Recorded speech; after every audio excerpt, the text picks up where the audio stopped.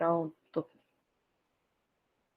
Pronto, gente, mais uma vez, bom dia, nessa manhã chuvosa e preguiçosa. Obrigada pela presença, né, vocês que vieram. A gente está aqui finalizando as discussões da disciplina, né, a gente está se despedindo, né, entre nós e da discussão que a gente está propondo aqui. Gente, só em termos de finalização mesmo, né? Eu queria só fazer um repasse bem rápido com vocês do que é que eu tentei propor para vocês ao longo dessa disciplina, embora eu tenha sido um pouco atropelada por essa dimensão temporal que está cada dia mais maluca, né? E nesse formato do síncrono, assíncrono, eu acabei tendo mais dificuldades, até por inexperiência mesmo, né? De não ter vivenciado ainda esse tipo de carga horária, então isso me atrapalhou um pouco, mas enfim, isso não é uma justificativa, isso é só uma tentativa de explicar para vocês que, né, tivemos limitações e que não cumprimos 100% o objetivo, mas eu queria trazer um pouquinho esse resgate do que a gente propôs aqui, para a gente entender que a gente cumpriu 80% do nosso objetivo, né? A ideia dessa disciplina, Psicologia Geral, ela tem duas perspectivas diferentes. Duas não, acho que são diversas outras. Mas isso é muito da forma que o professor vai ler e vai entender que é importante para vocês compreenderem. A ideia da psicologia geral, de uma disciplina de psicologia geral, é justamente que vocês entendam os fundamentos filosóficos, metodológicos que embasam a prática psicológica e que embasam, na verdade, menos a prática e mais a epistemologia. É da gente entender qual é a concepção de leitura que a psicologia promove sobre o mundo. Porque, gente, a gente sabe aqui que cada vez mais a gente está pensando numa perspectiva acadêmica que é transversal, né? Que se atravessa com outros campos de ensino, com outros campos de estudo, aliás, campos de saber. E aí os campos de saber que vocês estão colocados, né, da formação de vocês, provavelmente tem aí um atravessamento com a perspectiva psicológica. E quando eu digo provavelmente é porque alguns campos de saber, eles dialogam mais intimamente com a psicologia, outros menos. Mas, de forma geral, como eu bem coloquei para vocês, né, há muitas aulas atrás, a psicologia ela está pautada aí em três aportes, né, que é a questão dos conceitos filosóficos, da ciência e das práticas sociais. Então, qualquer formação que vocês estejam desenvolvendo, que vocês estejam aprendendo, ela vai estar pautada, né? Ela vai estar colocada nesse mundo, nas práticas que são executadas e exercidas no mundo, e entender um pouco das leituras possíveis que a psicologia faz é importante justamente para vocês poderem dimensionar o olhar que vocês vão dar para o objeto de estudo, para o campo de trabalho que vocês vão executar. Tá? Então, a minha proposta aqui, né, considerando que existem diversas propostas possíveis em termos de psicologia geral, foi a de enfatizar uma discussão mais crítica, de pensar de que forma que eu consigo entender os olhares possíveis da psicologia para conseguir lançar uma leitura crítica do mundo e do trabalho que eu vou exercer, seja ele qual for, tá?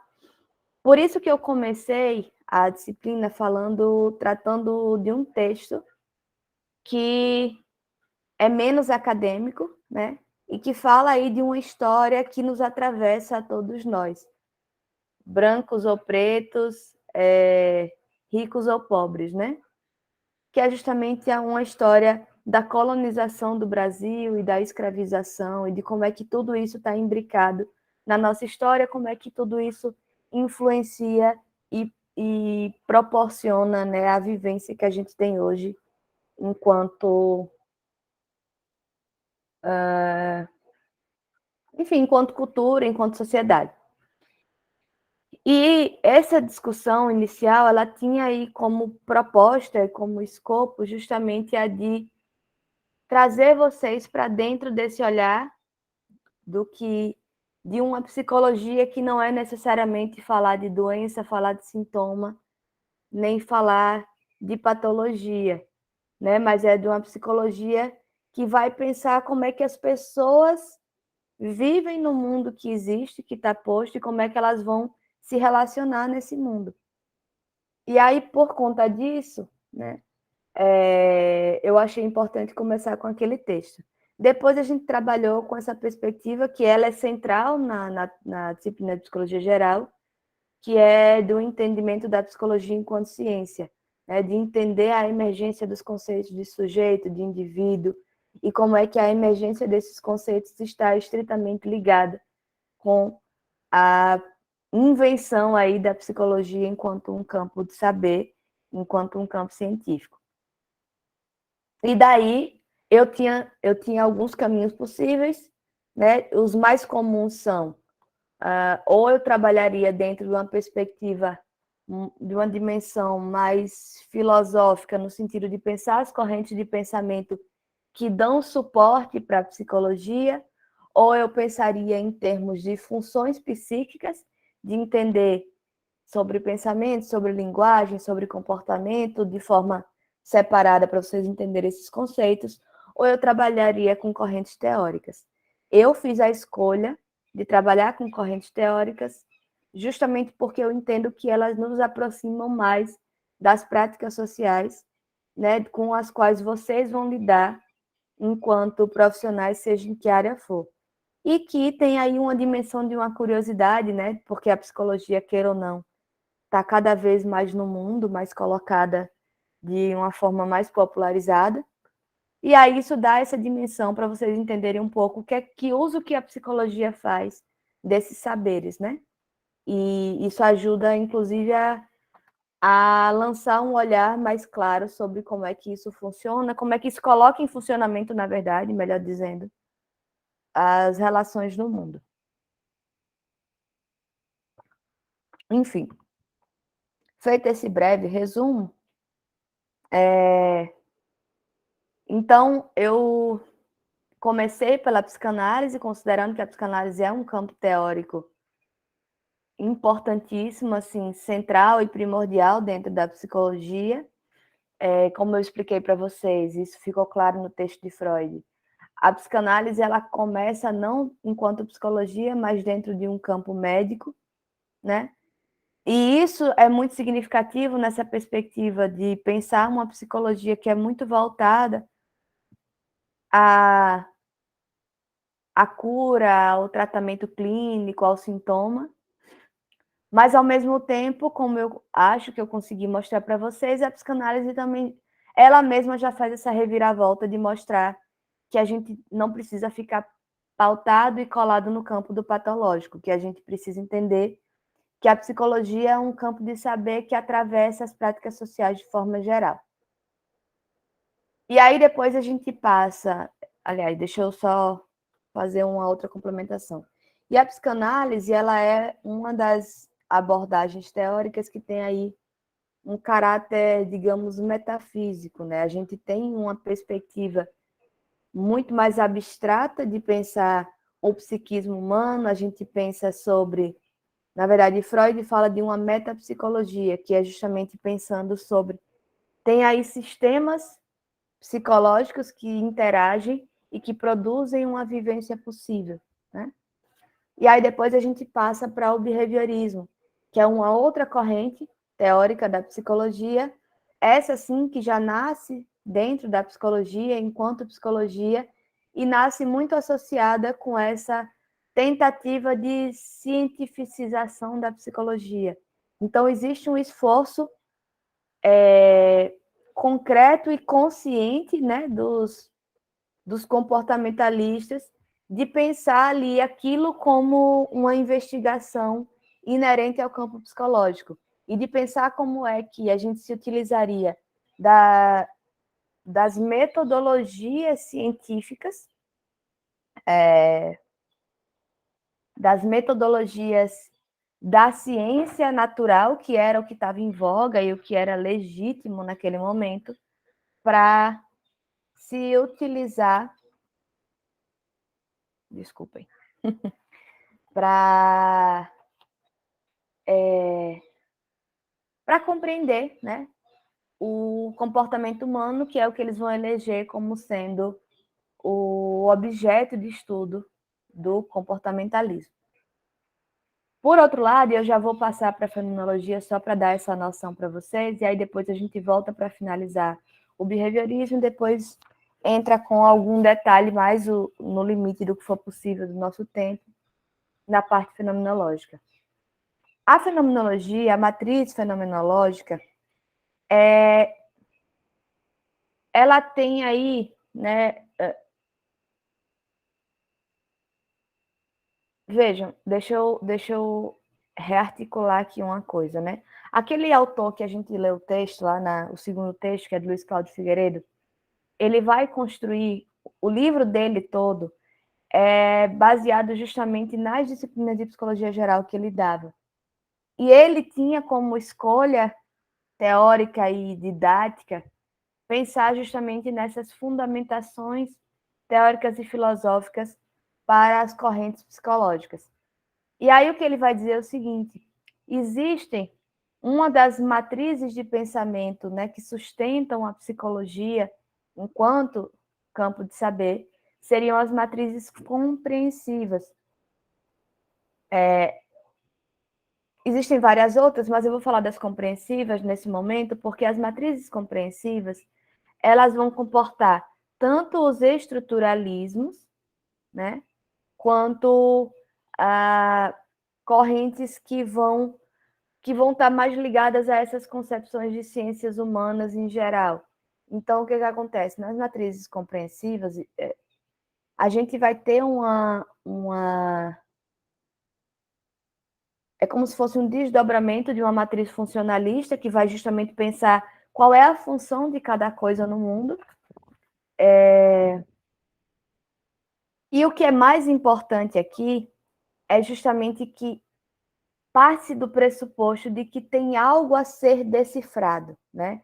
A noção de interpretação, ela vai surgir no âmbito dessas matrizes, né, dessas matrizes de pensamento compreensivas, que é justamente de entender o seguinte: tem algo ali subjacente ao que a gente está vendo e que precisa ser interpretado e compreendido, tá?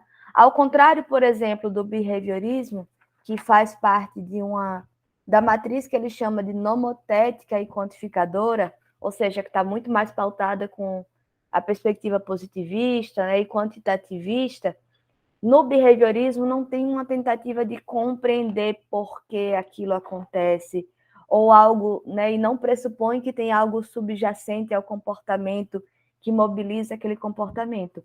Mas a proposta ali é justamente de entender como é que se dá os processos de condicionamento do comportamento e, com isso, exercer algum nível de controle sobre esse comportamento. Nas matrizes compreensivas, que é, né, a gente poderia dizer que a psicanálise está ali, a psicanálise está ali entre o funcionalismo e o estruturalismo. Existe aí essa necessidade de uma compreensão interpretativa, de algo que seja subjacente, né, de supor que tem algo por trás ali, algo que não está claro, algo que não está explícito e que precisa ser investigado e interpretado. Já a matriz fenomenológica existencial, e aí isso é curioso porque, embora eu tenha dito para vocês, e eu continuo confirmando isso, que enquanto corrente teórica dentro da psicologia, a fenomenologia existencial, ela vem aí, ela pode ser conectada no mesmo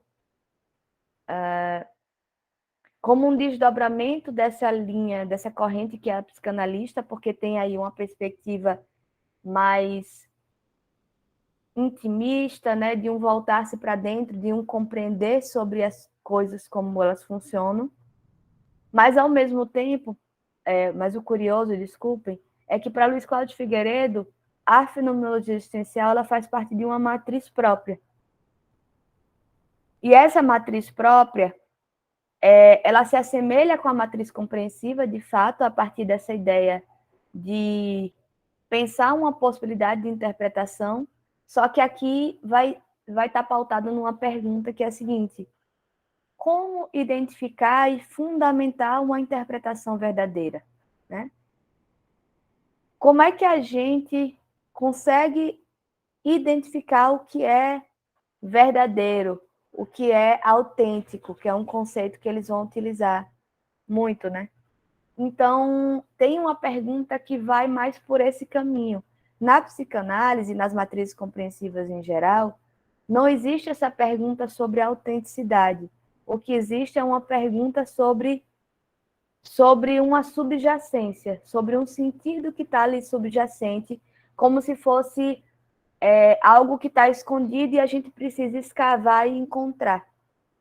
Na matriz fenomenológica, essa subjacência, ela não está ali para ser encontrada, ela está ali para ser produzida no encontro das relações, tá? Então, é uma dimensão completamente diferente, embora tenha aí suas similaridades e suas aproximações.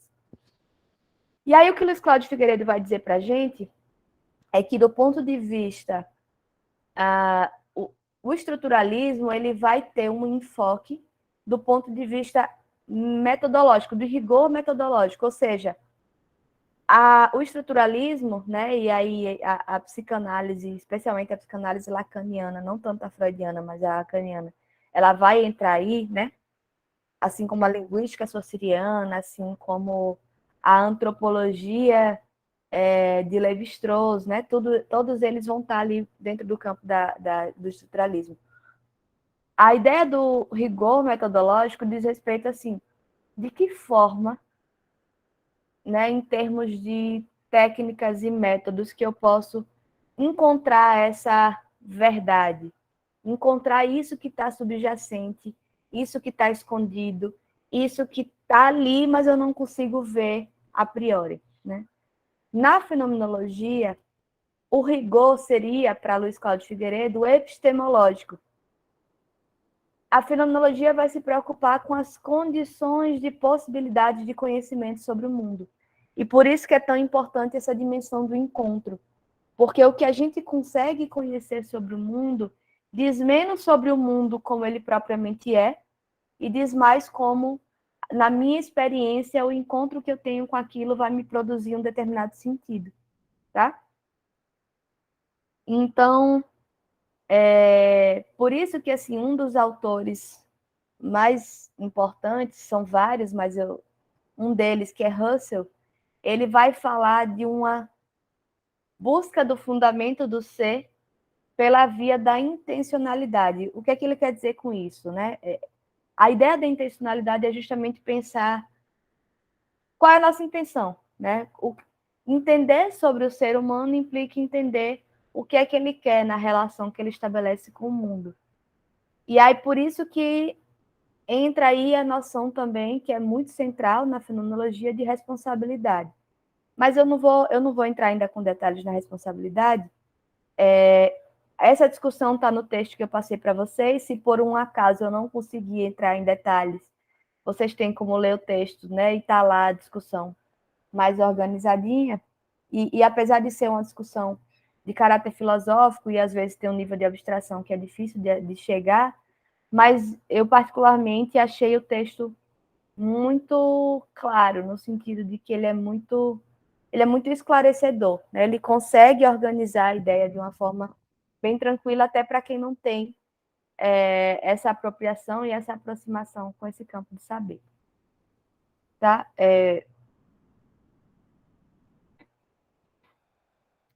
Então,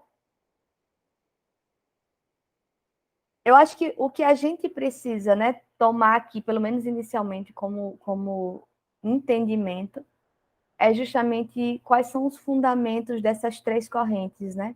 Porque, dado que a gente não vai poder aprofundar nessa terceira, eu acho importante eu falar desses fundamentos das três, para vocês terem essa dimensão, inclusive, da diferença, né? Do que é que distingue elas e por que que é tão interessante a gente conhecer cada uma delas, porque elas vão permitir para a gente compreender como é que são diversas as lentes que a gente pode usar para conhecer uma realidade que está dada, né? Entendendo, e aí nesse ponto eu vou ser bem existencialista, que essa realidade que está aí, ela não é por si mesma, né? Essa realidade ela está sempre condicionada com a forma como a gente se relaciona com ela. E inclusive quando a gente se propõe a ler alguma coisa, a gente se propõe a ler o mundo e o funcionamento das coisas a partir de uma determinada perspectiva teórica epistemológica, isso dá para a gente uma dimensão diferente de como é que a gente vai conseguir compreender o mundo, tá? E aí eu não vou resgatar essa discussão, nas primeiras aulas a gente falou muito sobre isso, nessa dimensão da ciência, né? De falar dessa crise permanente da psicologia, que também é uma tese do Luiz Cláudio Figueiredo, que ele vai dizer assim, olha, a crise permanente da psicologia é porque, ao mesmo tempo em que se ela se propõe a se cientificizar, ela sai um pouco do âmbito da psicologia, do que é o objeto da psicologia, e se ela se concentra na noção de uma singularidade, na busca da compreensão desse singular, de algum modo ela acaba se afastando da ciência. Mas, para além disso, tem aquela outra questão que eu falei para vocês, que é de uma multiplicidade de abordagens científicas, né, que a psicologia propõe. E quando eu digo multiplicidade, é porque não são só essas três, tá? Daqui se desdobram várias outras. E claro que eu não teria condições de falar de todas elas, mas, na verdade, eu nem saberia falar de todas elas, porque é tão diverso que na minha formação eu não entrei em contato com todas, a gente acaba escolhendo certos caminhos em determinado momento. Mas, enfim, o que é importante a gente entender? Essas três correntes centrais e principais que eu defini aqui para trabalhar com vocês, elas vão nos dar três maneiras completamente distintas de observar o fenômeno da psique humana, e elas vão nos dar elementos para trabalhar isso de formas diferenciadas. Então, enquanto a psicanálise trabalha com a perspectiva de um inconsciente que tem uma lógica própria e que participa da nossa vida cotidiana, mesmo sem a gente saber, ela vai trazer para a gente essa dimensão de um desconhecido. E na prática clínica, na perspectiva clínica da psicanálise, o que vai estar em jogo é justamente entender o que é esse inconsciente que está ali fazendo parte da nossa vida, que está produzindo sofrimento, que está fazendo a gente ter atitudes que a gente nem reconhece, não entende por quê, e a gente vai tentar, ao compreender isso, né, ao interpretar, por isso que eu falei dessa dimensão aqui da compreensiva, né, da interpretação do que está subjacente, a gente consegue alcançar aí algo desse funcionamento e lidar melhor com ele. Na perspectiva behaviorista ou comportamentalista, o que está em questão é o comportamento explícito. É o que a gente coloca no mundo enquanto comportamento, né? Porque uma das questões que é central para o behaviorismo é justamente de entender o seguinte, veja, não me interessa o que é que está ali por dentro, mas eu só consigo trabalhar com o que é manifesto. E o que se manifesta enquanto comportamento. E aí percebam que o comportamento não é só uma ação física do corpo, mas o comportamento verbal também é um comportamento, ou seja, o behaviorismo também dá conta aí dessa dimensão da linguagem, só que a partir de uma outra dimensão, né? Pensado enquanto isso se coloca no mundo enquanto ação, enquanto um comportamento. E a fenomenologia existencial, ela vai pensar justamente na perspectiva da existência. né? Como bem diz o nome, assim. Então, ela vai tentar compreender como é que essa existência se estabelece, né? Como é que eu me torno quem eu sou a partir da relação que eu estabeleço com as outras pessoas, a partir dos encontros que eu tenho com o mundo, né? E é a partir disso que vai ser feito um trabalho de compreensão de como é que se dá essa relação. E também tem aí um trabalho de interpretação.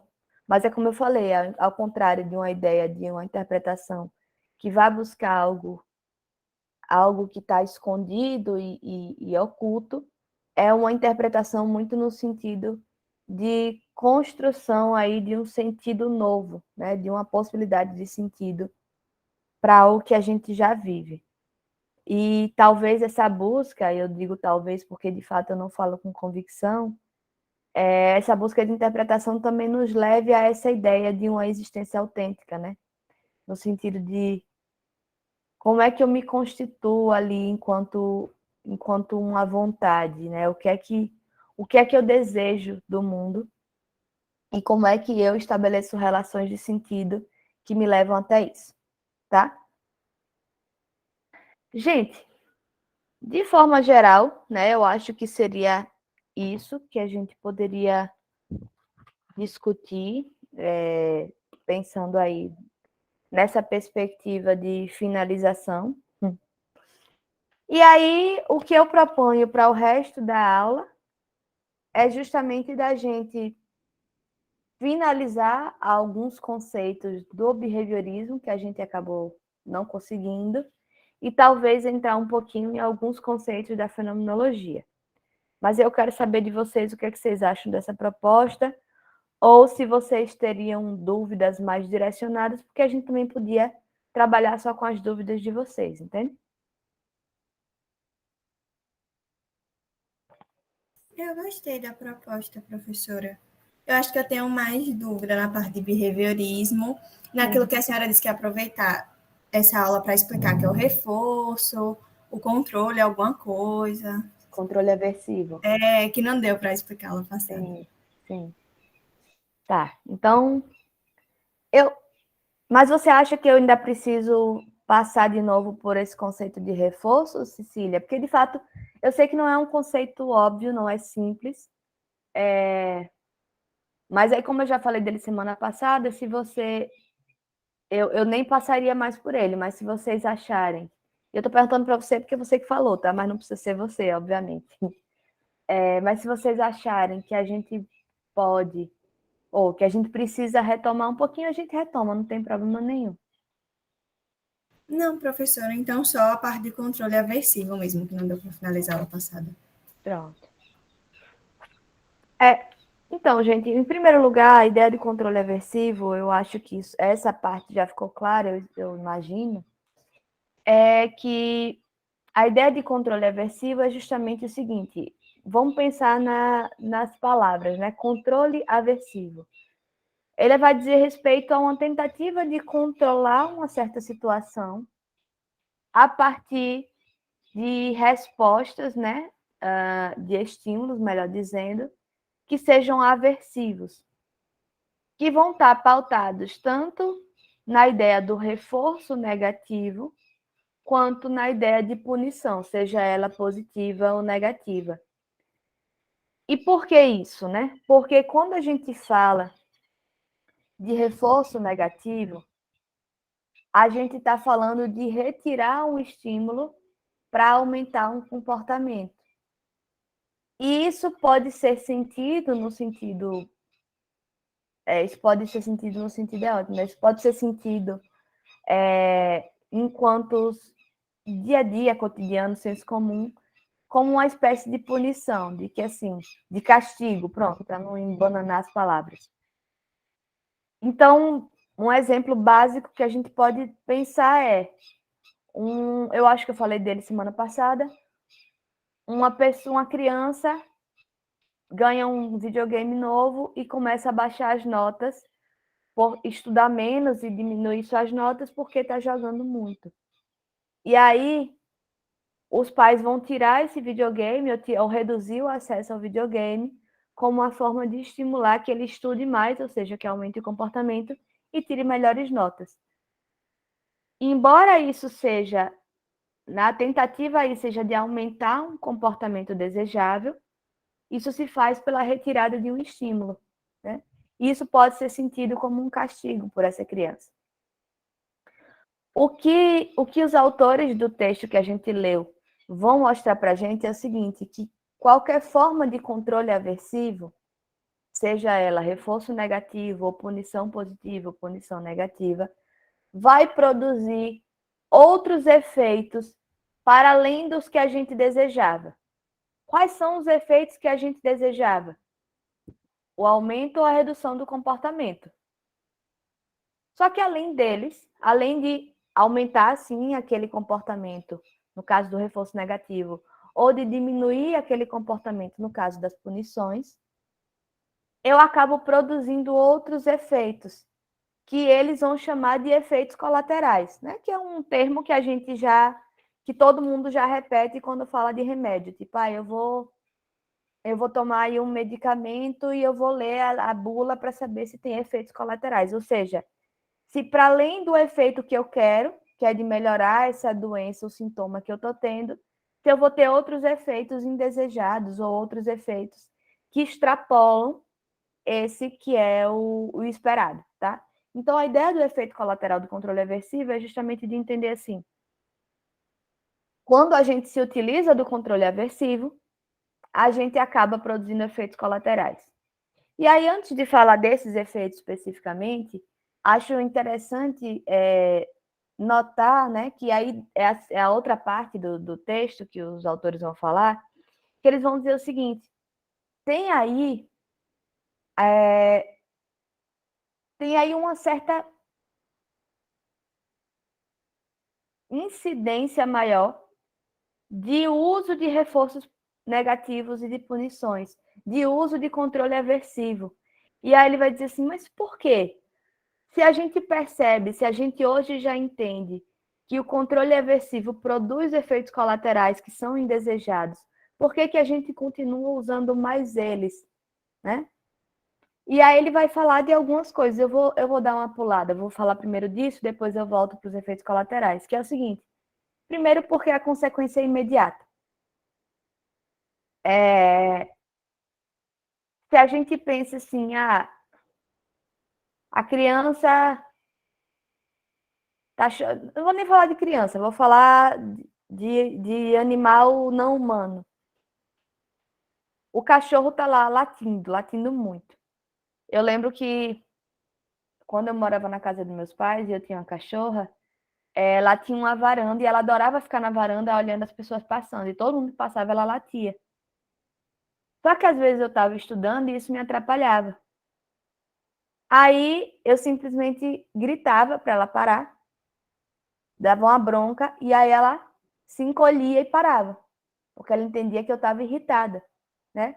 Ou então, o que seria uma punição negativa, eu simplesmente fechava a varanda e não deixava ela estar lá. Porque aí eu tirava esse estímulo, né? Essa possibilidade dela estar do lado de fora, para que ela reduzisse aquele comportamento, porque quando ela não via as pessoas, ela não latia. Mas vejam, a questão é essa. Por que a gente usa esse tipo de medida? Porque é mais imediato. Eu estava estudando na hora, eu precisava me concentrar, ela latia, me atrapalhava.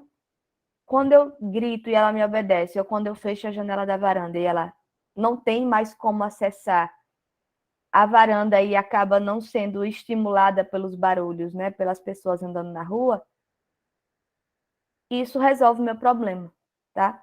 Então, a primeira questão é essa, é porque a punição ou os controles aversivos em geral, eles têm um efeito mais imediato. E além do efeito ser imediato, tem uma questão que eles vão chamar aqui de facilidade no arranjo das contingências. Porque é isso que eu estou dizendo. É fácil eu estabelecer, eu romper essa contingência de que ela está vendo as pessoas na rua e está latindo. Eu fechei a porta, acabou, resolvi. Então tem uma facilidade nesse arranjo, não tem muitos elementos que estão em jogo que eu preciso manipular para resolver aquilo. Para eu conseguir fazer isso por reforço positivo, eu precisaria de todo um processo de adestramento que me levasse, aí não é uma coisa que eu faria imediatamente, talvez depois de um processo de trabalho, isso tivesse uma resposta mais imediata. Mas antes exige um trabalho continuado e um trabalho de arranjar essas contingências para que eu consiga esse resultado sem precisar usar da punição do reforço negativo, tá? E a outra coisa que eles vão colocar é que a eficácia dos controles aversivos não depende de que haja uma privação. E o que é que eles querem dizer com isso? Quer dizer que o reforço positivo depende dessa privação. O reforço positivo implica em você dar algo, né, adicionar um estímulo que aumente o comportamento. Isso significa dizer que eu preciso estabelecer ali na relação, adicionar algo que possa ser motivador para aumentar o comportamento. Mas para que isso aconteça, para que esse elemento sirva como motivador, eu preciso que ele esteja em falta naquela situação. Deixa eu organizar isso num exemplo. Eu vou usar o exemplo parecido com o que eles usam no texto. Uma criança que a gente quer estimular que estude. Então, ela está lá estudando e a gente vai lá e presenteia com uma bala para dizer assim, olha, parabéns, você está estudando direitinho. Isso ajuda. Mas imagine se essa criança, ela vive numa casa que tem, eu não sei vocês, mas na minha história isso é bem cultural, assim, tipo, fazia parte das casas de família. Na sala de visitas ter uma bomboniere, né? Que é uma vasilhinha que é cheia de bala, cheia de bombom. E aí, digamos que essa criança tem acesso continuado àquilo. Então, para ela, uma bala não é um reforço positivo suficiente, porque ela já tem acesso àquilo de forma ilimitada, digamos assim. Ou pelo menos que ela não precisa daquele comportamento para conseguir ganhar essa bala.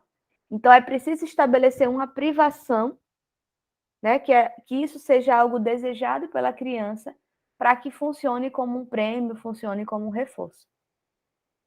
Então, por isso que a gente acaba se utilizando mais dos controles aversivos do que dos reforços positivos, apesar de todos os efeitos danosos que eles acabam produzindo. Então, quais seriam esses efeitos danosos? O primeiro deles, né, que na verdade seriam os efeitos colaterais, não necessariamente danosos, mas colaterais, seria justamente a eliciação de respostas emocionais. E por isso que eu reforcei que eram efeitos colaterais e não danosos, porque vejam, a eliciação de respostas emocionais, elas vão acontecer também no caso dos reforços positivos. Só que no reforço positivo, a resposta emocional que vem junto, geralmente é uma resposta emocional, digamos assim, positiva, né? No sentido de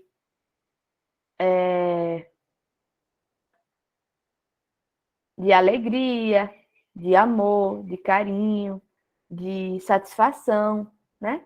Então, quando a gente elicia esse tipo de resposta emocional, a gente não entende como um efeito colateral danoso, porque ele vai produzir aí um efeito positivo para a continuação daquilo, né? Para a continuação daquele comportamento. Então, deixa eu continuando no exemplo dos estudos, vamos lá.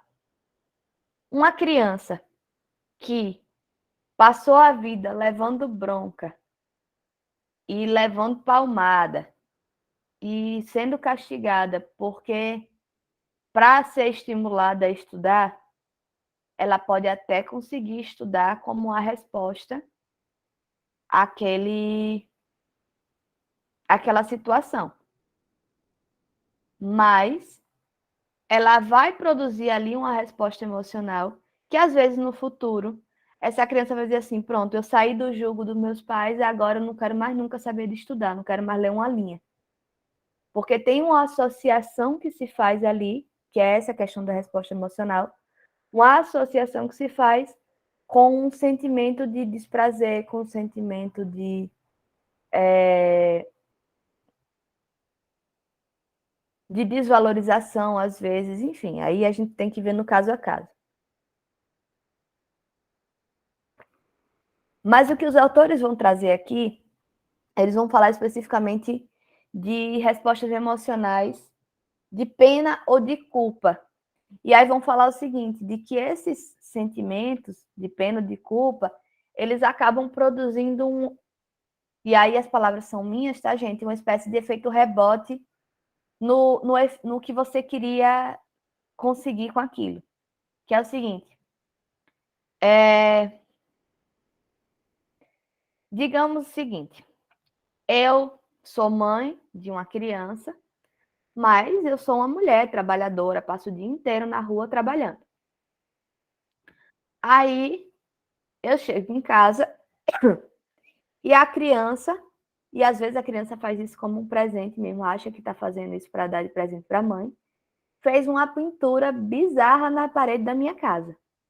A minha casa que eu gastei uma fortuna para reformar e mandei pintar as paredes para ficar tudo bonitinho. Aí a criança pegou lá as tinta guache dela e fez uma arte na parede. Eu tô cansada, puta, de saco cheio do meu dia. Chego em casa e vejo a minha casa profanada por aquele ser humaninho que eu pari na vida, né? Tudo tudo hipotético, tá, gente? Então vocês imaginam que eu vou ter uma reação punitiva, ou, né? Ou eu vou ter uma reação, eu vou botar de castigo, eu vou brigar, eu vou dar bronca, vou gritar. E aí a criança fica triste, às vezes nem entende direito o que aconteceu, porque ela realmente fez aquilo como se fosse um cartão de visitas, tipo assim, seja bem-vinda, mãe, estava com saudade de você. E aí depois eu, que sou uma mulher esclarecida, né, que estudo psicologia, sou psicóloga, aí penso assim, poxa, que sacanagem, aí começa a sentir culpa, né? Poxa, a menina estava querendo só me receber, ela fez a melhor das intenções, ela estava super feliz com a minha chegada, só que eu estava cansada e tal. E aí eu chego, vou lá no quarto da criança e acabo beijando, abraçando, né, dizendo, né? Mas aí eu não, digamos assim, eu tô falando de uma mãe que não consegue conversar, que ela não vai explicar o que é, ela vai simplesmente tentar compensar o descontrole anterior. E aí o que é que isso acontece? Quando a gente faz isso, por mais que a gente entenda que a atitude da criança tinha aí uma boa intenção, não, a gente não quer estimular esse comportamento. Não é para ela ficar pintando parede da casa, é para ela entender que a parede da casa é para, se for para desenhar, é para desenhar no papel, não é na parede, né? E quando a mãe faz isso, ela acaba produzindo um outro efeito. Porque tudo aquilo, né, o que ela tentou provocar, né, ou o que ela, enfim, não é nem o que ela tentou provocar, mas assim, a resposta que ela deu inicialmente, que era de que não era para fazer mais aquilo, acaba se desmontando, né? Então, o que os autores vão trazer para a gente é justamente essa questão dos sentimentos de pena ou de culpa. Então, do mesmo, eu usei o de culpa, mas a gente podia pensar nesse mesmíssimo exemplo de pena. De tipo assim, poxa, eu nem tô sentindo culpa, mas assim, poxa, tadinha dela, ela tá lá triste agora, sendo que o que ela fez nem foi tão grave assim. Aí vai lá e desfaz o que foi feito, né? Mas é interessante a gente entender que a ideia de eliciar respostas emocionais, ela não diz respeito apenas a culpa e pena. Ela diz respeito justamente a essa associação que a gente acaba fazendo a respostas emocionais em relação com controles aversivos de forma geral e que acaba produzindo aí um efeito diferente, contrário, um efeito colateral do que a gente gostaria. Fale, Cecília. Professora, esse exemplo que a senhora deu de pena e culpa se refere a quem aplica a punição, né? Ou reforço negativo. Isso. A eliciação de respostas é só direcionada a quem aplica ou a quem sofre também? A quem sofre também. Que era o que eu estava dizendo no início, assim. A eliciação de resposta emocional também é algo que acontece no reforço positivo, só que são respostas emocionais positivas e desejadas, que acabam funcionando ali como motor para estimular aquele comportamento. Ao contrário das respostas emocionais, no caso de controle aversivo, que acaba produzindo esse efeito colateral, de trazer uma outra resposta, de desfazer aí um trabalho. Aí, nesse caso, é como você disse, a pena ou a culpa é do controlador, né? São as respostas emocionais do controlador. Mas, deixa eu mas tem aqui outras, né, de que é justamente assim, de que a criança ou a pessoa que está sendo punida, tá, que está sendo controlada aversivamente, ela vai acabar associando aí alguns sentimentos à situação ou à pessoa, né, que está estabelecendo o controle aversivo, e vai eliciar respostas emocionais também, que é o próximo exemplo, né? O próximo efeito colateral.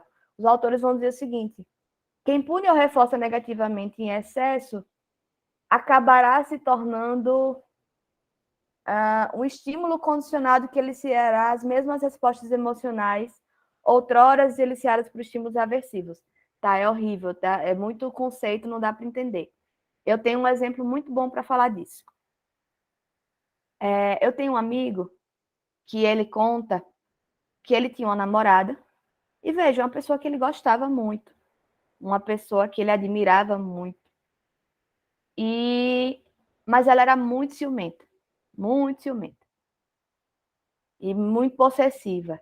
E aí toda vez que eles se encontravam, antes deles ficarem de boa lá curtindo o namoro, ela ela fazia toda uma coisa assim de tipo, quem é fulano, o que é que você fez em tal dia, como é que você, com quem você estava, por que você estava, nanana.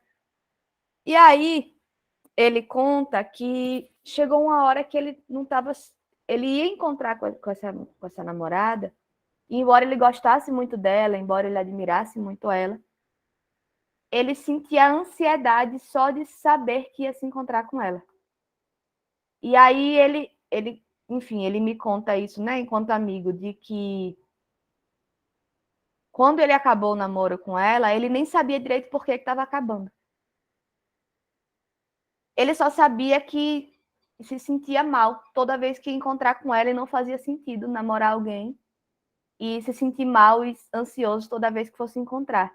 Depois de passado um tempo, quando a resposta, né, o estímulo foi sendo extinto, foi sendo retirado e produzindo a extinção, que ele não estava mais sofrendo aquele, né, dentro daquela situação, é que ele começou a se tocar que tinha a ver com isso. Que como ele já esperava que todo início de encontro deles, né, que todo encontro deles era iniciado por essa discussão e quase um checklist do que é que ele tinha feito e por que ele tinha feito e com quem ele tinha estado, que aquilo causava um desgaste emocional nele, que ele começou a associar à própria namorada. Então, toda vez que ele ia encontrar com ela, ele ficava ansioso antecipadamente, porque, né, ele já supunha que aquilo ia acontecer. Então, mesmo quando não acontecia, mesmo quando ela estava de boas e não fazia isso, mas não adiantava mais, porque ele já tinha eliciado essa resposta emocional não ao que ela fazia, mas a ela enquanto pessoa. Então, aquilo ali desandou a relação, fez com que ele não pudesse mais sustentar uma relação com essa pessoa. Então, é isso, assim, a eliciação de resposta emocional também se dá para aquela pessoa que está recebendo um controle aversivo, né? E essa é uma das maneiras, porque ela vai associar a situação aversiva ao próprio controlador, a própria pessoa que adiciona ou retira aquele estímulo, tá?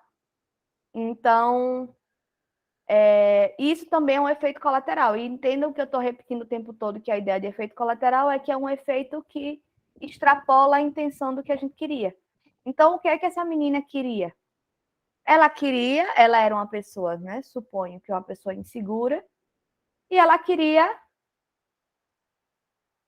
constar ali o que é que tinha acontecido ou sanar as inseguranças dela por alguma razão. Mas ao fazer isso e da forma que era feito, ela produzia uma angústia que acabou eliciando uma resposta emocional de ansiedade para a própria figura dela, tá? Então ele que recebia esse estímulo punitivo, né? Ele acabou eliciando essa resposta emocional à própria pessoa, à própria namorada.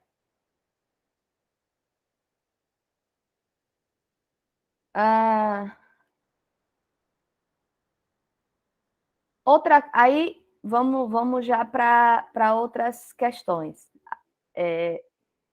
Outro ponto de efeito colateral que os autores vão dizer é justamente sobre o paradoxo da aprendizagem por reforço negativo. O que seria esse paradoxo da aprendizagem por reforço negativo?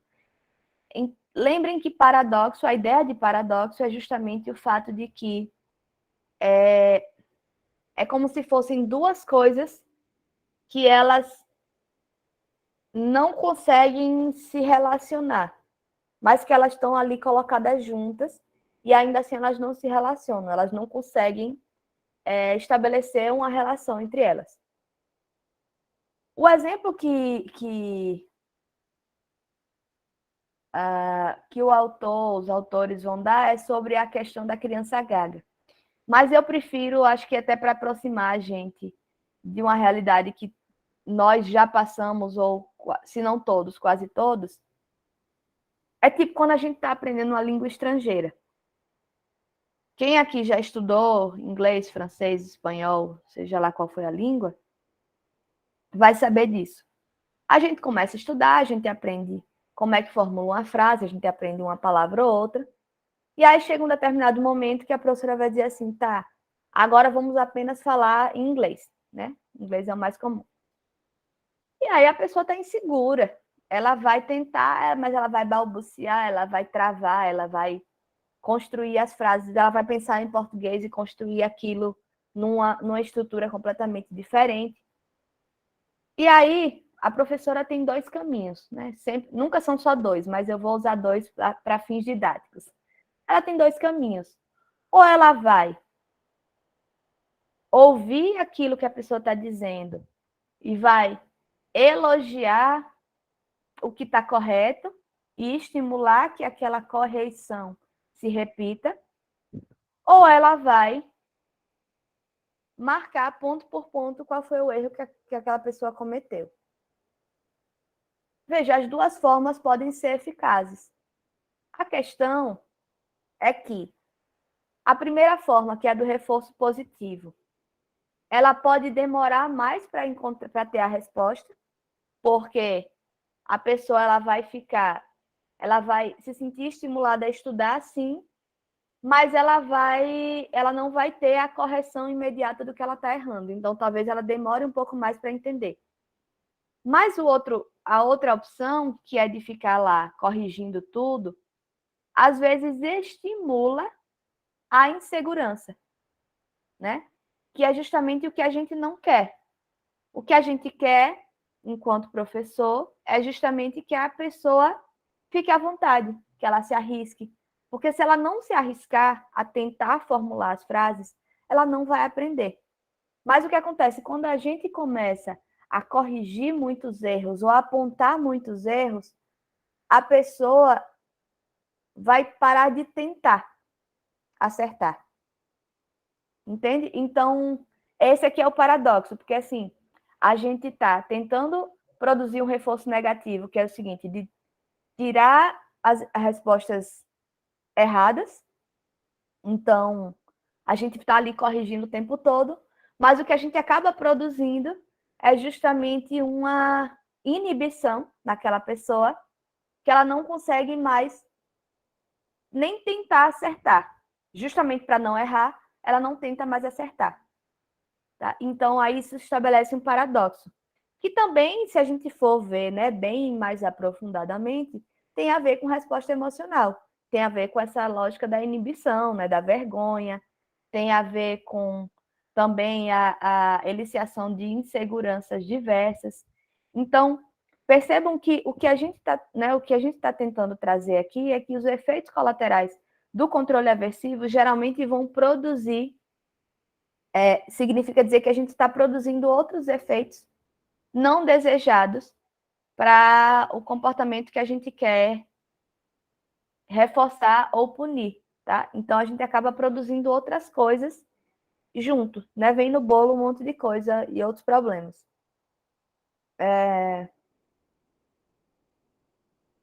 Outra seria a supressão de comportamentos além daquele punido, que é uma espécie de generalização. E aí, no texto, eles dão um exemplo que eu acho que é o melhor possível, que é de uma criança que é muito ativa e brinca e corre, né? E aí, digamos, né, que a criança recebe um amiguinho em casa, aí os dois estão brincando, estão correndo e tal. Mas a mãe tem um jarro, assim, que tem um valor emocional inestimável, né? De herança familiar, sei lá. E aí, nessa correria, a criança vai e derruba esse jarro. Aí a mãe fica uma fera, dá uma bronca, dá uma punição bem severa e bem grave. E aí a criança, o que a mãe queria com essa punição severa e grave? Era justamente que ela nunca mais quebrasse outro vaso, que ela tivesse cuidado para não danificar o patrimônio da casa enquanto brinca. Mas qual a resposta que a criança pode acabar e geralmente acaba dando? Ela vai se tornando uma criança retraída, ela prefere evitar, que é muito parecido com o anterior. Ela evita aquele comportamento e com isso ela acaba generalizando, né? Ela acaba suprimindo também outros comportamentos para evitar de repetir o comportamento que foi o que ensejou a punição. Então, como vocês já sabem que eu não trabalho com análise de comportamento no consultório, mas eu estava pensando sobre isso, né? Eu estudando aqui para preparar a aula, eu fiquei pensando sobre isso, de que é muito curioso como isso acontece com muita frequência, assim. Várias pessoas na clínica contam um pouco esse relato da história de vida, tipo assim, eu era uma criança super agitada, eu era uma criança super sociável, eu brincava com todo mundo, eu corria, eu me comunicava. E aí, por alguma razão, eu fiquei introspectiva, por alguma razão, eu comecei a ter dificuldade de socializar com os outros. E se a gente for ver, geralmente tem a ver com isso, assim, né? Com ou uma série de punições que acabam produzindo essa generalização de comportamento, que é tipo assim, para eu evitar de sentir tal situação ou de passar por tal situação de novo, aí eu evito toda a situação social, né? Porque isso vai me garantir que eu não passe mais por aquela outra situação. Então, isso não precisa ser só de castigo de mãe e pai, não, viu, gente? Esse é o mais assustador da história. Punição, reforço negativo, controle aversivo, ou, em outras perspectivas teóricas, traumas e marcas na história de vida, se faz no dia a dia, com qualquer relação. Então, às vezes, é um menino que a menina está apaixonadinha pelo rapaz, aí ela vai lá tentar conversar com ele, e ele faz uma grosseria e diz que ela é idiota ou que ela é, sei lá.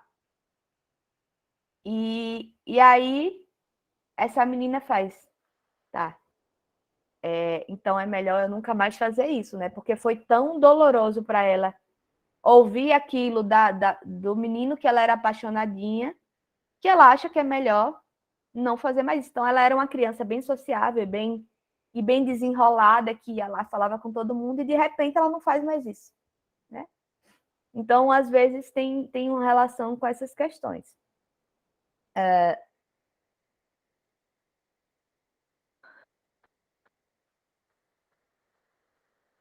Outra questão seria a de emissão de respostas incompatíveis ao comportamento, tá?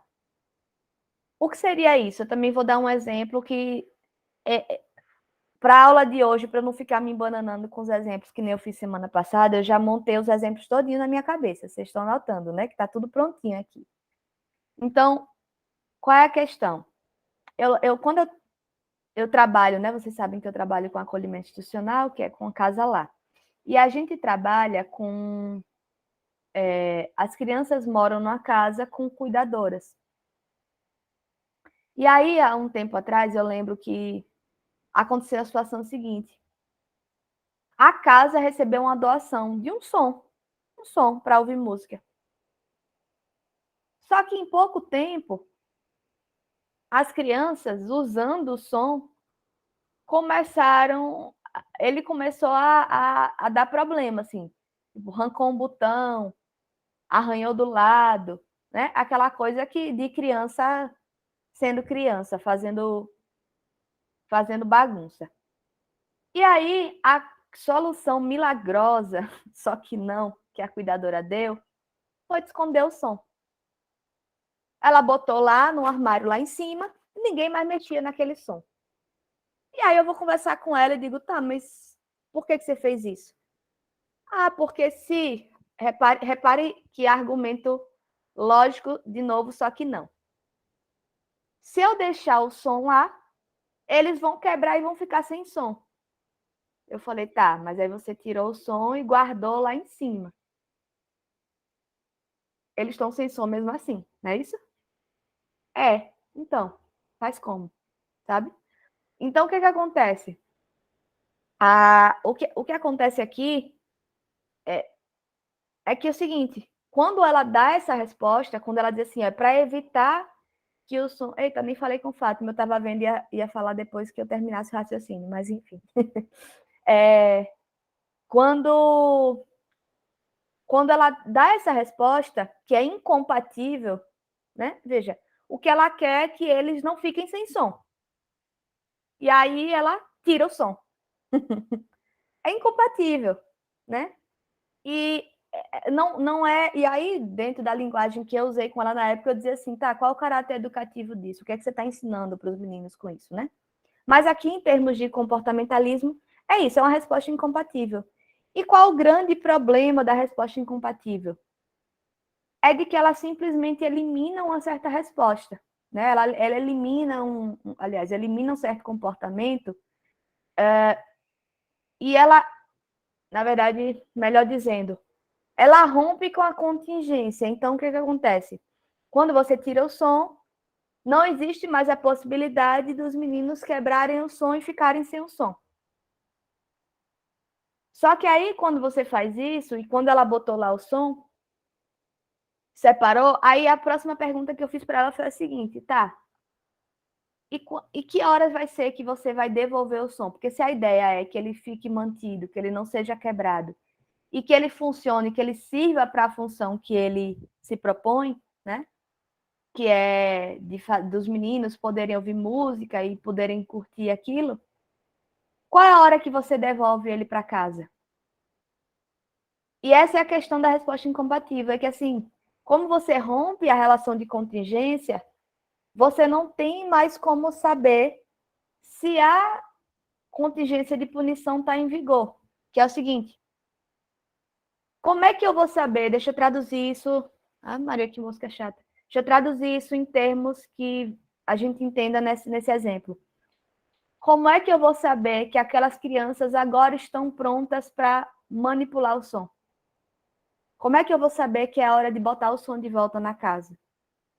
Se eu rompi com a relação de contingência, ou seja, ao invés de eu ensinar aqueles meninos a usar o som com cuidado, ao invés de eu mostrar para eles que, da forma que eles estavam usando, eles iam ficar sem som, eu simplesmente tirei o som da possibilidade deles poderem manipular. E entendo que aqui é porque a gente acaba pensando muito esses conceitinhos, né, de reforço, punição, a gente acaba pensando muito nessa lógica punitiva mesmo, assim, de eu estou dando um castigo. Mas entendo que a ideia da punição, conceitualmente falando, é tirar, adicionar ou retirar um estímulo de forma que aquele comportamento reduza, né? Então, o que eu estou tentando trazer para vocês é o seguinte: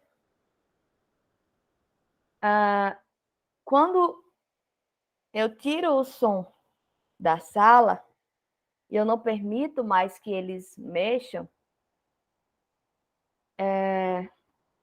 eu não consigo mais estabelecer quando é que é possível fazer um bom uso daquele som, né? Veja, deixa eu melhorar. Ela tirou o som como uma forma de reduzir o comportamento de estragar o som, tá? Então, ela tira ele como sendo uma forma de reduzir aquele comportamento. Só que como eu não tenho mais o som, como é que eu avalio se o comportamento ainda existe?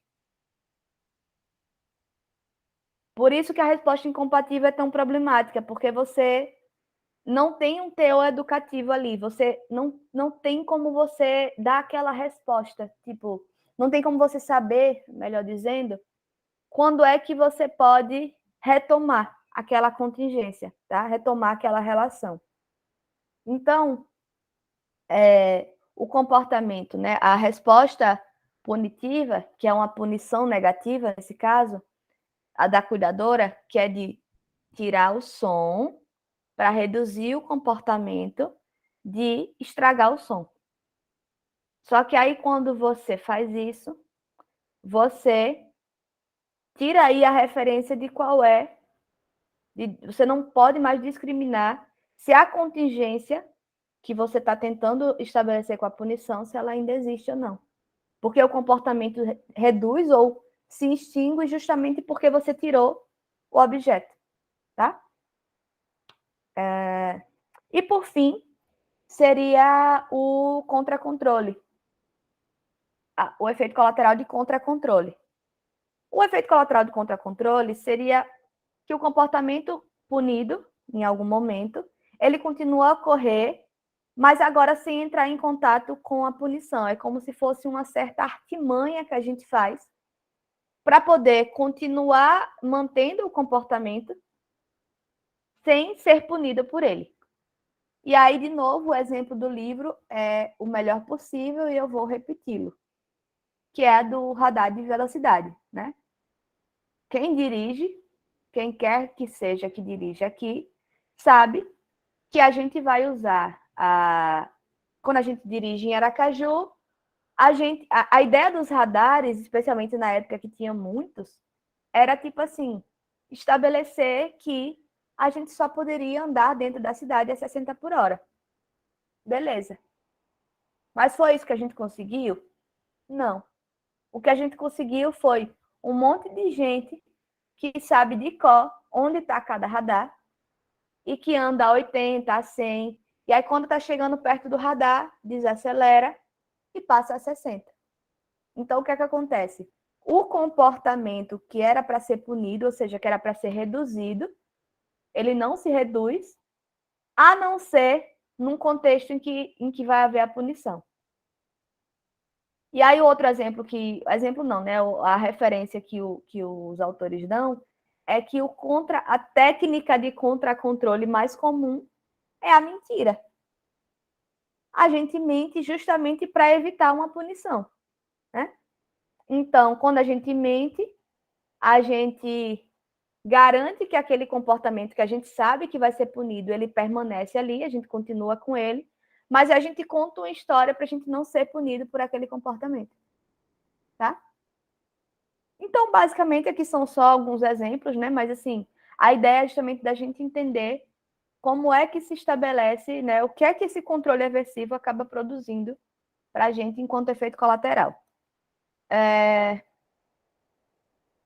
E aí, o que eles sugerem ainda por fim seria justamente de que, em termos de alternativas do controle aversivo, seria o uso do reforço positivo em lugar do reforço negativo, mas que isso implicaria numa produção, aí, num reconhecimento das contingências e numa produção de um modo de fazer que acaba sendo um pouco mais difícil, mas que é vantajoso no fim das contas, porque acaba produzindo um efeito menos danoso e não produzindo esses efeitos colaterais. A extinção, ao invés de punição, embora a extinção também produza respostas emocionais e às vezes não boas respostas emocionais. Eita, todo mundo indo-se embora. Deixa eu só terminar esse raciocínio. E o reforçamento diferencial, que vai falar justamente da extinção da resposta indesejada. Só que para a gente extinguir essa resposta, é isso, veja, não é uma punição. Porque a punição ela incide diretamente sobre a resposta. A gente extingue a resposta indesejada quando a gente vai reforçar outras que estão associadas e que tem ali uma, né, que dão uma ênfase diferente. Então, sei lá, esse eu não já vim com exemplo pronto, não. Vamos pensar aí numa pessoa que tem. Tá, eu lembrei agora de um exemplo. Meu namorado, ele adora brincar comigo, dizendo que às vezes na relação eu sou menos psicanalista e mais behaviorista, porque volta e meia ele faz umas coisas que eu acho legal e aí eu vou lá e reforço, né? Só que é isso, veja, num conjunto de comportamentos que ele tem, eu reforço especificamente aquele que eu gosto e que eu quero que ele repita. Só que quando eu digo num conjunto, é justamente assim, tem toda uma relação que se dá dentro de um contexto e eu escolho aquela especificamente, aquela resposta para reforçar. E quando eu faço isso, o que eu estou tentando fazer, não que funcione, até porque ele já sacou qual é a minha, é justamente que eu vou extinguir as outras respostas. As outras que não me agradam, que estão nesse conjunto, que estão aqui associadas, eu não estou reforçando, eu reforço especificamente aquela que é a que eu gosto, que é a que eu quero. Então, esse seria o reforçamento diferencial, porque a gente não vai, eu não vou punir o comportamento que eu não gosto. Eu vou simplesmente reforçar de maneira diferencial o que eu gosto e que está no conjunto dos outros, tá? E da mesma forma, na mesma lógica, tem um aumento da densidade dos reforços alternativos. Então, às vezes, não é nenhum comportamento que já está ali presente, mas eu começo a identificar ali, né, fazer um reforço mais denso, mais intenso, em questões que são muito pequenas e que nem seriam respostas comuns dele, mas eu faço aquilo de uma forma tão intensa, né, eu vou aumentando a densidade desse reforço, que daqui a pouco os comportamentos que eram mais comuns, eles vão reduzindo, e aquele que era bem pontual e que era bem raro, ele vai ganhando ali um certo lugar na relação, porque eu estou reforçando ele de forma mais densa e mais intensa, tá? Então, seriam essas alternativas que a gente tem em termos de educabilidade mesmo, assim, de educação, porque essa é a proposta, né? Queira ou não, a teoria behaviorista é uma teoria da aprendizagem, né? Ele está pensando justamente como é que a gente ensina certos comportamentos, tá? Então, já que não vai dar tempo de eu falar com mais detalhes da fenomenologia existencial, eu queria só trazer para vocês um alerta que os autores do texto dão, mas que eu acho que é importante para a nossa vida, que é justamente da gente ter um cuidado de entender que quando a gente valoriza o reforço positivo, a gente não está dizendo que é para permitir tudo, né? Eu acho que existe um equívoco mesmo atualmente sobre educação de crianças, que é numa ideia de que acha-se que a gente tem que deixar a criança fazer tudo, porque a gente tem que elogiar tudo, a gente tem que dizer que está tudo bonito, e não é disso que se trata, né? A ideia do reforço e da punição é uma ideia de controle de comportamento mesmo. Então, se a gente diz que está tudo lindo, não tem nenhum tipo de... Não existe uma aprendizagem diferencial do que é bom e do que não é bom, né? E E tem aí uma questão com a infância que é justamente que ela está ali em desenvolvimento, ela precisa de alguns referenciais, e a gente precisa, de fato, diferenciar, né, o que é interessante e o que não é interessante. Então, continua sendo o papel do adulto fazer isso e não deixar para a criança decidir o que é bom para a vida dela, porque ela vai ter a oportunidade, quando ela crescer, de fazer isso, mas primeiro ela tem que ter uma referência, né? Gente, é isso. Deixa eu ver aqui os comentários das meninas. Fátima e Nalanda, obrigada, meninas, por terem participado. E eu sei que vocês duas, especificamente, participaram ativamente das aulas. Você também, Cecília, obrigada. Gabriela e Maiane também, obrigada por terem vindo hoje para a nossa aula final. E é isso, olha, em termos de fenomenologia existencial, né, acho que enquanto pontuação ali da central, né, do que é central nessa teoria, eu falei nessa primeira introdução que eu dei, né, trazendo as três correntes, mas eu realmente recomendo que vocês leiam o texto que eu coloquei. É um texto, como eu disse, ele tem um nível de abstração filosófico que às vezes é um pouco complicado, mas sem se cobrar de entender exatamente o que ele está dizendo, é legal porque ele dá para a gente essa dimensão de qual é o olhar da fenomenologia existencial, né? De qual é, inclusive, o entendimento sobre a existência, né? E aí, bem grosso modo, é possível dizer que a existência para essa corrente teórica diz respeito à minha possibilidade de encontro com o outro, né? Porque eu não estou no mundo isoladamente. Eu estou com o outro. Eu estou no mundo, né? Então, eu estou sempre em relação. Tudo que eu constituo aí, enquanto experiência de vida, está em relação com o mundo, com a sociedade, e comigo mesmo, né? Com o que é da ordem do meu desejo, da minha vontade, do que é que eu quero, né?